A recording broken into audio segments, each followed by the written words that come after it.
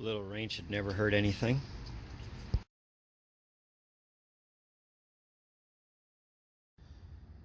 Episode 9, Trev's Wrestling Show, here on Trev TV. I'm the Trev. You know that. If you're tuning in, if you're watching, that's too sweet. Anyway, for all the new subscribers that have come along in the last week, thank you. I'm glad you're here, and hopefully my content won't disappoint. So carrying on with our busy weekend of wrestling videos. Actually, it's not too busy, actually. This is number 2 out of number 3 so far. This is my AEW Double or Nothing prediction video. I got the match card, and I've been looking it over. I got ideas as to where I want to predict, but I haven't really predicted anything just yet. That's why I'm doing it here. Now, a few things. One, I couldn't forgive myself if I didn't do a video under the threat of rain. A little gloomy, but just the mere idea that it can rain has me all excited. And 2, this is my first pay-per-view prediction video in a very long time, and I think that was kind of by accident, mostly because who wants to predict WWE pay-per-views, right? I mean, it's not that they're boring or anything like that, it's just there's so many that they put out. And I mean, I'm sure that's a constant with any wrestling company, but if you guys want to see me do more pay-per-view predictions, supercard predictions, anything like that, let me know in the comments below. I mean, I do want to give the wrestling playlist a little more attention, and that'd be one way to do it. So if you guys want to see that happen, let me know, and we'll facilitate that. But having said all that, let's get down to the reviews, or the predictions, sorry. So we'll start off with the buy-in, which is the fancy schmancy name for the pre-show. First up, and I'm not sure how they're going to do match order, so I'm just kind of winging it, just by the seat of my pants, where if I was booking, I would put them. But we're going to start off with the 21-man Casino Battle Royal, where the winner will receive a future AEW World Championship match against the winner of the main event, which we'll get to later. It's 21 people that include Sonny Kiss, Brandon Cutler, Ace Romero, Glacier. Does anybody remember Glacier? I do. Brian Pillman Jr., Sunny Days, MJF, Joey Janela, Dustin Thomas, Billy Gunn, Jimmy Havoc, Michael Nakazawa. Remember that name. I don't know why I'm saying that, but remember that name. Jungle Boy, Isaiah Cassidy, Mark Quinn, Luchasaurus, Sean Spears, who you might remember as Ty Dillinger, versus TBA, versus TBA, versus TBA, versus TBA. So, off the bat, you got 4 surprise entrants that haven't been announced yet. And I don't want to speculate as to who's going to be the surprise, who won't be the surprise, anything like that. There's plenty of rumors going around as to who's who and who might be there. Of your announced guys, I'm going to have to say MJF.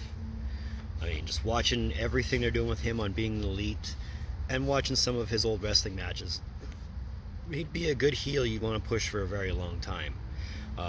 If they are going to give it to one of the surprise entrants, again, I don't want to speculate as to who it could be, who it couldn't be, John Moxley. But if I'm going to pick anybody, it's MJF. Then you got Kip Sabian versus Sammy Guevara. I think they're going to go with Sammy on this one. I mean, he's one of the first guys introduced. He has a lot of hype behind him, not just from AEW, but from the internet community as a whole. Kip Sabian will have enough time to rebound from this, I'm sure. But for the here and the now, I'm picking Sammy. Moving on to the main card. And this is one of the OVE booked matches. It's a 6-woman tag match. You got Aja Kong versus Yuka Sakazaki versus Emi Shakura versus Hikaru Shida, Ryo Abe, and Ryo Mizunami. Flip a coin. I mean, I haven't seen too much of OVE, or OWE, sorry, Oriental Wrestling Entertainment. But if I'm going to pick anybody, I'm going to go with the team that has Aja Kong on it. I mean, why not? Like I said, flip a coin. Up next, you got a tag team match. Best Friends, which is Chuck Taylor and Trent Beretta, versus Angelico and Jack Evans. Now, whether you like him or not, Trent Beretta is getting airtime. But I think it'll be Angelico and Jack Evans that comes out of this one, by hook or by crook. I mean, again, Best Friends will have plenty of time to rebound, so a loss won't hurt them. And if wins and losses matter as much as they say they do, again, it's not going to hurt them in the long run. It might be a benefit to them to lose one, then go on a tear. But yeah, Angelico and Jack Evans is my pick. Next, you got a three-way match between Britt Baker versus Nyla Rose versus Kylie Rae. This one was a hard one to pick, for me anyways. I mean, Nyla Rose could dominate completely. Kylie Rae you'd want as your underdog, because, I mean, Smiley Kylie, of course that would be an underdog, right? And then Britt Baker, baby. Adam Cole's woman. I'm going with Britt Baker as my pick. Again, I think it'll be a very Nyla Rose dominant match, but if these are the three faces of your women's division, and I imagine one of them will be a women's champ at some point,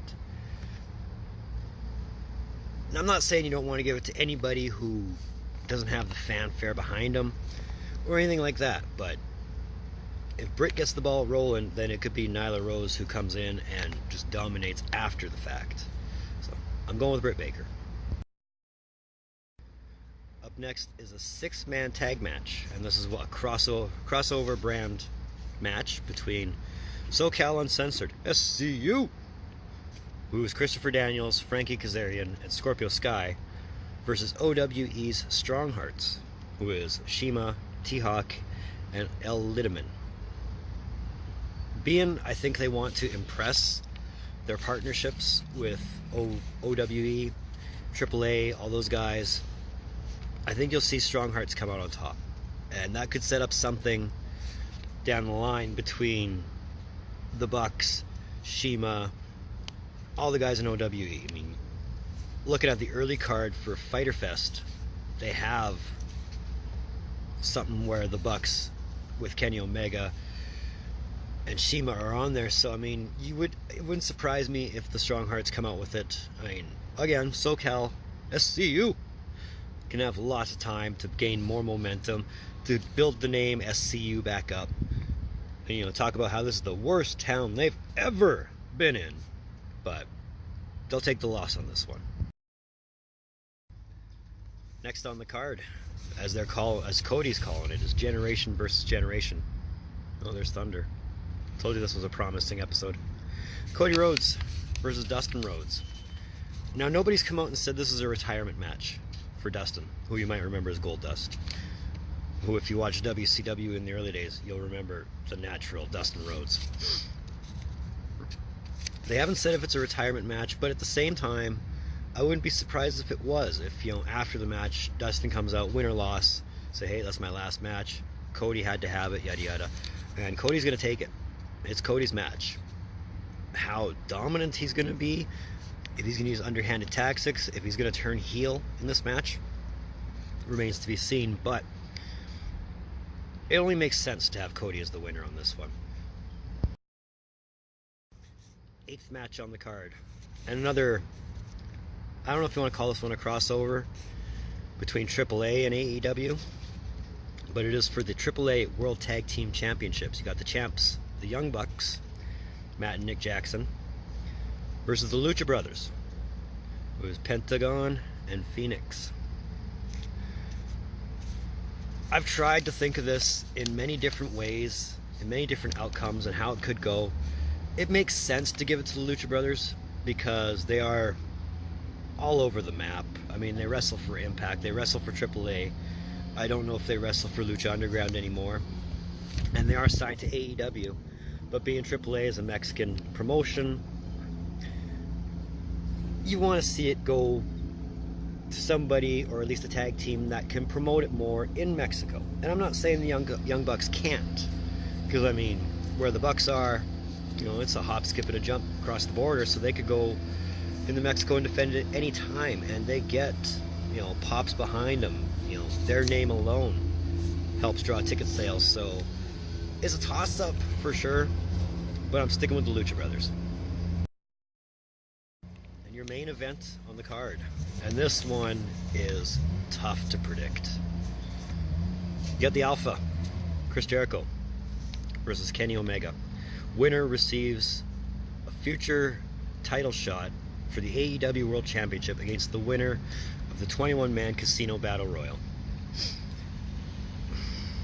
Where to pick? Where to pick? A part of me really wants to say Kenny.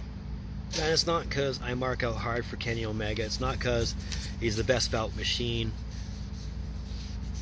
It's because for an AEW standpoint, I mean, let's not deny the facts here. He is their guy. He's going to be their face. And maybe the best thing for Kenny is to get the win. But maybe the better thing for Kenny is to chase the title. Maybe a loss to Jericho won't hurt, because then they can set up a trilogy. I mean, if you remember back to Wrestle Kingdom last year, Kenny beat Jericho in a no DQ match. Now, there hasn't been anything saying this one's a no DQ match. So as far as I know, it's a basic match. You got all your rules, regulations for a normal match in that.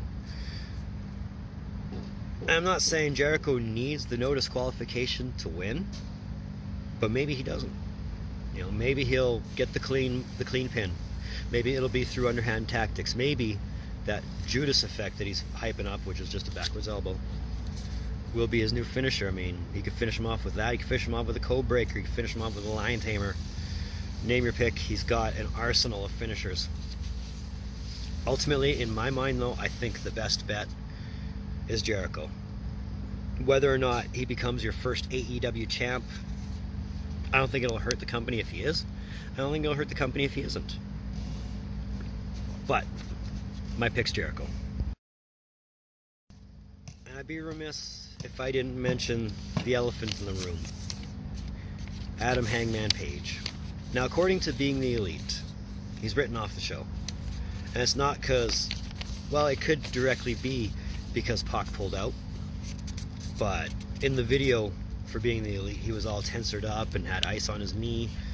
So maybe he is medically not cleared to wrestle. But I still think it's a work. I really do. I think you'll still see Hangman. You'll still see Pac in some form of capacity. Maybe you won't. Maybe, you know, Hangman will come in and be like, you know, despite doctor's orders, I want a match. And maybe, if I'm going into rumor, maybe if Hangman's not put in the Battle Royal, maybe if Moxley's not put in the Battle Royal, that'll be your match. Maybe, just maybe. And this really depends on a lot of different X factors. Maybe CM Punk's coming back, and that'll be Hangman's competition. I'm only speculating at this point, but I didn't want to leave the idea of Hangman off the card, because I can't. I mean, they're hyping it for so long, and in the last 2 weeks, it's off the match. It's off the card. Again, I still think it's a work. I'm okay with being wrong, and I don't know, all I can say is we'll have to wait and see. We'll have to tune in on traditional pay-per-view, on the Fight Network, wherever you get your stream from, Bleacher Report, ITV if you're across the pond.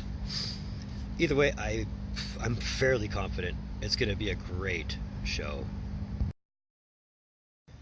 So that was episode 9 of the Trev's Wrestling Show here on Trev TV.